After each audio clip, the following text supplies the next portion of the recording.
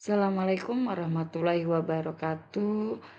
Pada kesempatan kali ini saya akan membahas diskusi 9 studi komparatif pendidikan dasar dengan fokus pada dua artikel pengayaan. Yang pertama tentang tren kebijakan OECD dalam mengatasi ketimpangan pendidikan dan yang kedua itu tentang sistem kurikulum di Jepang yang menghasilkan capaian tinggi dalam PISA saat saya juga akan mengaitkan, dengan konteks sekolah, dasar di Kota Tangerang yaitu SD Tangerang 6, SD Perumnas 5, dan SD Cibodas. Nah, tentang diskusi materi ini tentang pengayaan 9.1 dan 9.2 studi komparatif pendidikan dasar OECD dan pendidikan Jepang.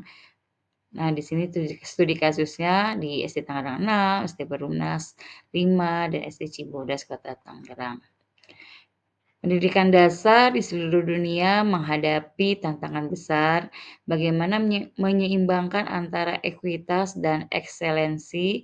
Artikel OECD ini menyoroti masalah ketimpangan, sementara artikel tentang Jepang menunjukkan bagaimana kurikulum nasional mereka mampu menjaga kualitas sekaligus fleksibilitas. Tujuan presentasi ini adalah membandingkan relevansi global dengan kondisi lokal di sekolah, saya. Menurut para ahli seperti, Ball dan lain menekankan bahwa sistem pendidikan harus mengejar ekuitas dan ekselensi secara bersamaan. Menurut Darlin dan Pritchard, menunjukkan bahwa latar belakang keluarga sangat mempengaruhi capaian akademik seorang anak. Sementara, di Jepang, Dewan Pendidikan Pusat memperkenalkan konsep Zest for Life sebagai orientasi kurikulum. OECD ini sendiri menegaskan bahwa mobilitas, sosial akan melemah bila ketimpangan pendidikan tidak segera diatasi.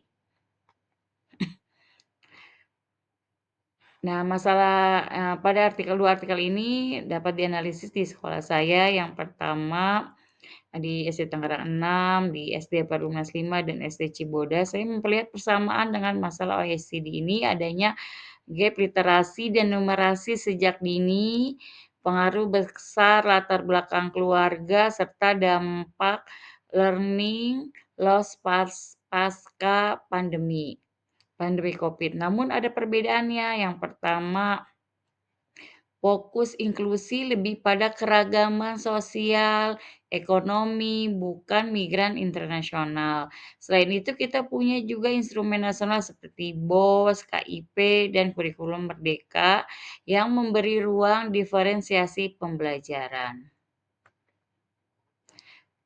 Nah, substansi pada artikel OECD ini, materi 9.1 ini, bahwa mengkelompokkan kebijakan ke dalam 5 agenda. Yang pertama, mengatasi ketimpangan di sekolah dasar. Yang kedua, reformasi dukungan mahasiswa. Yang ketiga, pengakuan keberagaman migran dan adanya legislasi hak atas tindakan korektif dan perlindungan perempuan di pasar kerja.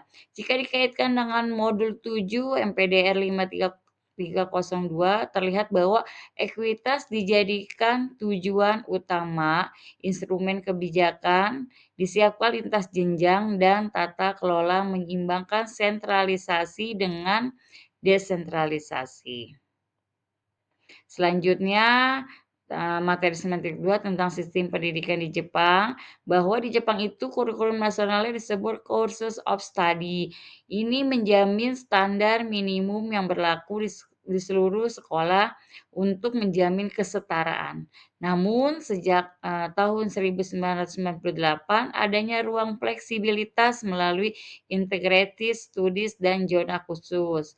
Pada konsep For Life menekankan kemampuan berpikir, mengambil keputusan, mengekspresikan diri, moral, dan fisik. Ketika skor PISA menurun, Jepang merespon dengan memperkuat literasi, matematika, sains, pengalaman belajar, dan bahasa asing.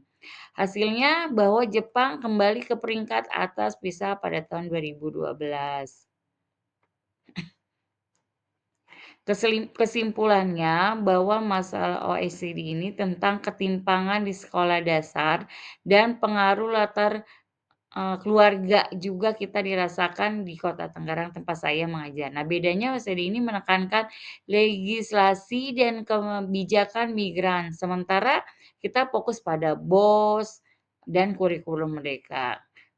Di Jepang memberi pelajaran penting bahwa menjaga standar minimum nasional, memberi ruang inovasi sekolah, dan mengarahkan kurikulum pada kompetensi yang benar-benar digunakan.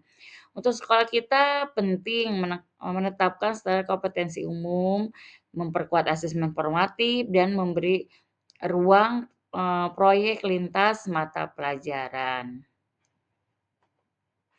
Referensi utama presentasi ini adalah artikel Choi dan Chang pada tahun 2021 tentang OECD, artikel Nakayasu tahun 2016 tentang kurikulum Jepang, serta modul 7 MPDR 5302. Saya juga merujuk pada literatur Ball, Led, Dorling, dan laporan OECD. Semua ini menjadi dasar analisis komparatif yang saya paparkan.